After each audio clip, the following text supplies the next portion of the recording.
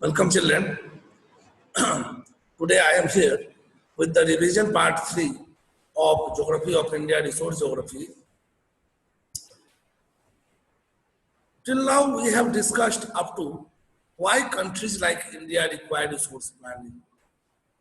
Now in today's class I'll discuss about resource planning strategy, land degradation, measures to control land degradation. As far as resource planning is concerned, it is well-defined strategy in judicious way to use resources so that it should filter to every citizen, and it must be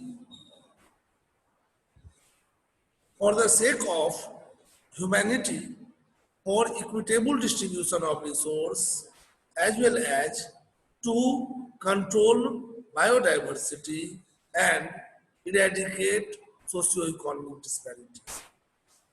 Resource planning involves three strategies.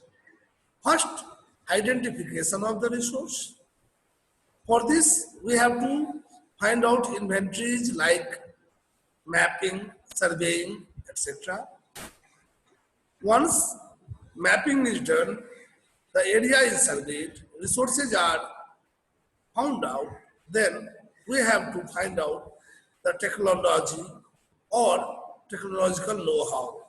With the suitable technology and technological know-how, we then harness those resources and convert them into developed resource for consumption of citizens. Then third stage is that our resource planning must be in compliance with that of our national plan. That is Government of India's planning. Government of India's planning is based on its preamble statement in its constitution, where India is a secular, socialist and democratic republic, where development plans are meant for every citizen. Nobody can hoard or accumulate resource. That hoarding and accumulation of the resource leads to depletion of the resources. So resource planning should be such that there is no depletion of the resource, nor there is any accumulation of the resource, no biodiversity loss, and equitable distribution leads to environmental control. Hence, sustainable development can be achieved. Now, another topic that we have to discuss is land resources of India. First of all, India has three types of land forms. This is one question that was asked in 2018 in 1 marks. What are the land forms of India? Then your answer will be, India has three types of land forms: mountain, which is 30% of the total geographical area; plateau, which is 26% of the total geographical area; and plain, which is 44% of the total geographical area. India's total geographical area is 3.28 million square kilometers, which is the seventh largest area-wise country of the world. It contributes to 2.4% of the total geographical area of the world. Now, out of 3.28 million square kilometers, only 93% area has been surveyed. Now your question will be, where are 7% areas? The answer is, those 7% areas which have not been mapped, which have not been surveyed, belong to those categories like Pak-occupied Kashmir region, Aksai Chin region, the region in Andaman and Nicobar, the regions in Arunachal Pradesh where China has occupied those regions, some of the disputed region of Sar Creek in Gujarat region where India and Pakistan have disputes.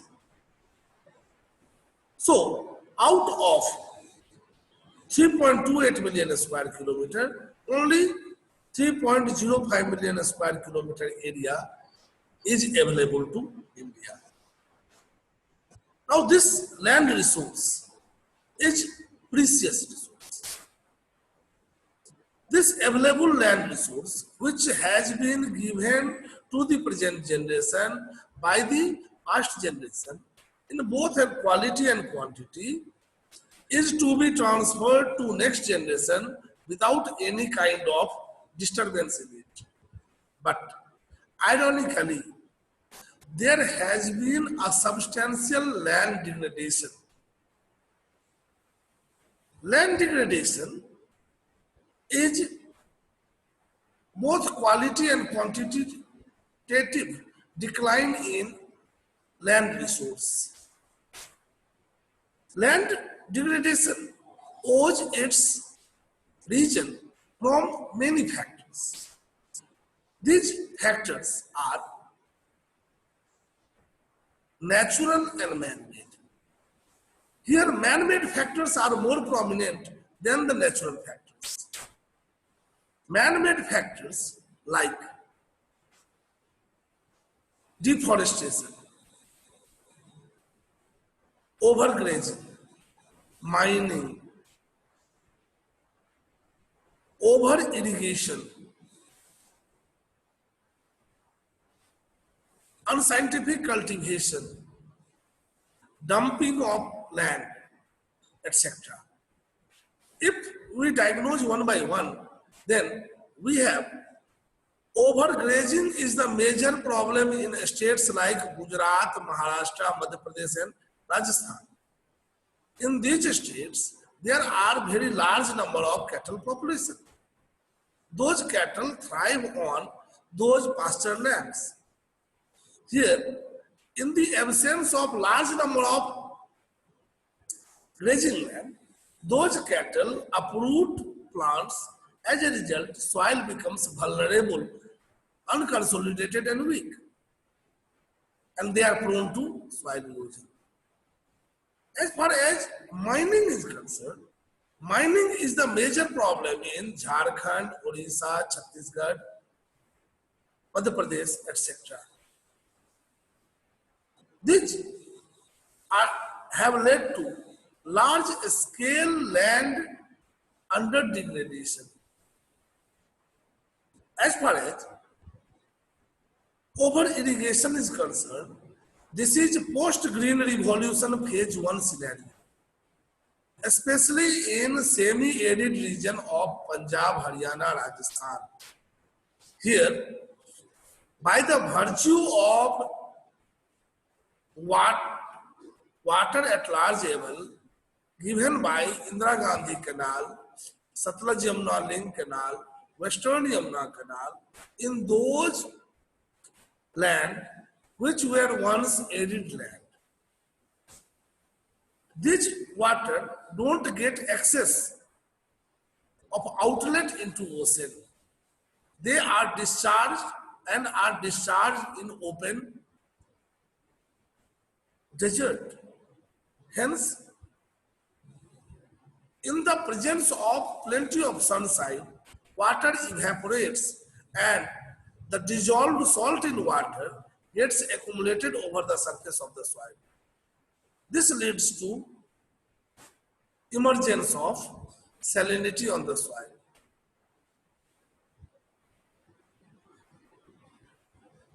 Another factor of salinity in the desert region is capillary action and evapotranspiration because of the narrow pores present in the soil. Water evaporates and silt of sediments of salt get deposited over sand. As a result, salinization of the soil occurs. Besides them, we have other factors like dumping of the industrial waste, urban waste, medical wastes, and household wastes.